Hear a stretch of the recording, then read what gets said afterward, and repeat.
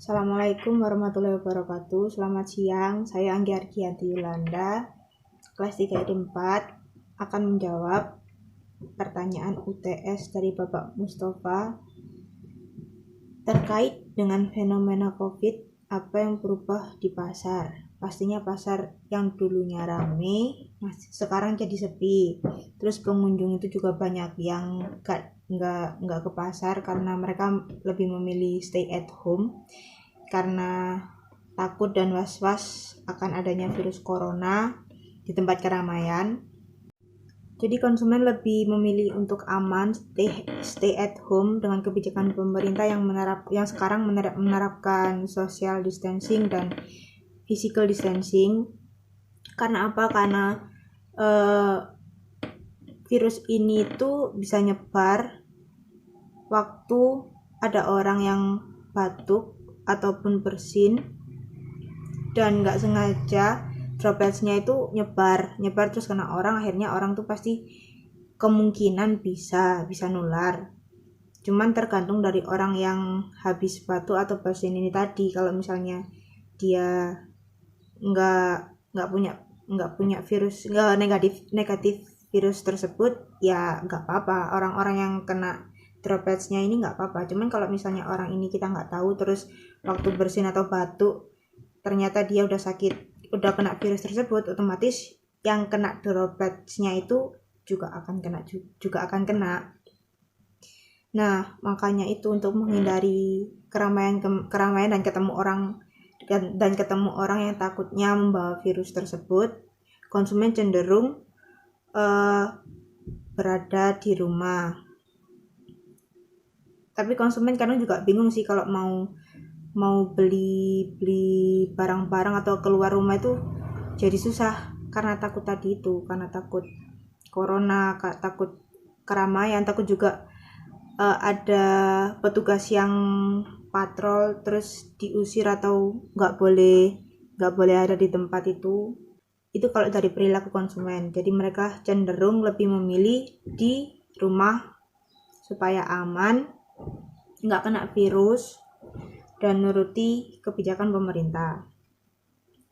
Lalu dari pelaku bisnis, kalau misalnya saya sebagai pelaku bisnis, yang pasti keuntungan pastikan menurun. Terus selain keuntungan menurun, kita kan pasti juga bingung sebagai pelaku bisnis. Gimana caranya kita ngembaliin pendapatan kita yang awalnya terus-terusan ngalir, sekarang karena adanya virus corona jadi menurun. Itu bisa diakali dengan membuka toko online. Kan biasanya mereka yang pelaku bisnis yang jualannya offline pastikan bergantung pada konsumen yang berkunjung ke tempatnya. Nah, sekarang berhubung karena ada corona, kalau saya jadi pelaku bisnis, saya akan buka toko online dari web, dari IG, ataupun promosi-promosi di WA yang nantinya proses pembeliannya itu juga pasti lewat online, kayak transfer, terus barang yang udah dibeli itu bisa dikirim lewat Gojek, Grab, atau JNE ataupun kurir, itu bisa.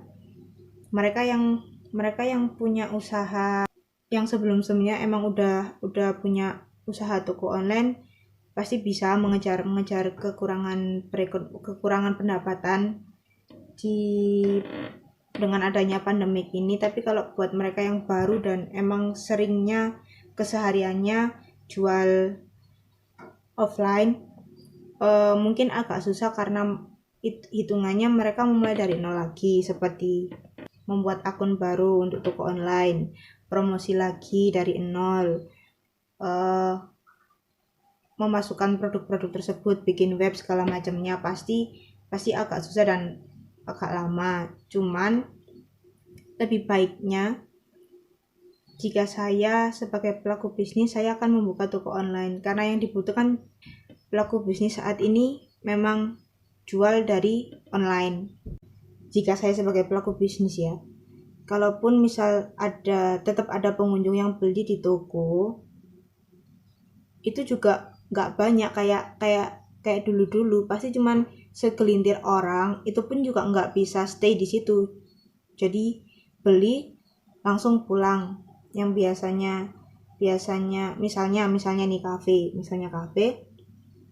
kan, kafe tuh biasa buat tempat orang-orang nongkrong, kerja kelompok, keluarga juga makan bareng biasanya ke kafe. Sekarang udah nggak bisa. Sekarang kayak kafe-kafe pun dibatasi. Jadi pengunjung atau konsumen yang datang ke sana itu beli apapun, beli makanan, beli minuman pasti langsung di take away, nggak boleh dine in di sana, nggak boleh makan di sana, karena takutnya nanti ada satpol pp yang datang terus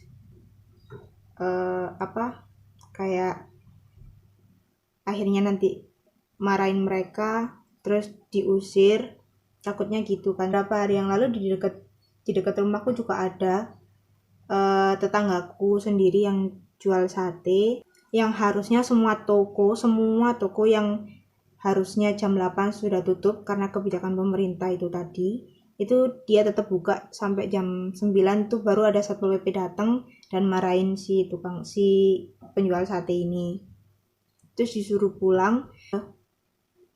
Nah kan itu kan pasti kafe, tempat-tempat jual kayak begitu, kayak penjual-penjual yang biasanya stay di tempat itu kan pasti sepi, bukanya juga cuman bentar, kadang ada sampai jam 5 udah tutup, pol-polan pun sampai jam 8 juga udah tutup. Itu kan pasti sepi karena mereka gak ada yang ngunjungin itu loh. Nah selain itu, kalau misalnya mau naikin pendapatan lagi selain bikin toko online, toko kita itu misalnya kayak cafe atau jual makanan itu bisa dimasukin ke GrabFood atau GoFood, karena mereka juga bisa bantu kita buat naikin pendapatan, dan konsumen juga bisa terbantu dengan adanya GrabFood maupun GoFood, karena konsumen nggak usah datang ke tempat, nggak usah jauh-jauh beli makanan atau minuman di tempatnya, mereka bisa langsung pesan di GrabFood ataupun GoFood. Jadi secara nggak langsung GrabFood dan GoFood itu juga membantu menaikkan pendapatan pelaku bisnisnya. Terus kayak kalau pasar tradisional sih kayak, kalau setauku sih kayaknya nggak bisa. Jadi ya orang otomatis harus datang ke pasar buat beli-beli kebutuhan. Tapi ada baiknya tetap menghindari keramaian. Terus kalau misalnya saya sebagai konsumen, yang saya lakukan juga nggak lama-lama di luar. Kalau mau beli kebutuhan sehari-hari paling ke Indomaret, ke Alfamart, cuman beli beberapa kebutuhan terus balik lagi ke rumah. Terus di beberapa toko pun juga sudah menerapkan beberapa social distancing sama physical distancing, kayak Indomaret, Alfamart, dia bikin kayak di lantainya tuh dia bikin kayak jarak antara pembeli yang mau bayar di kasir.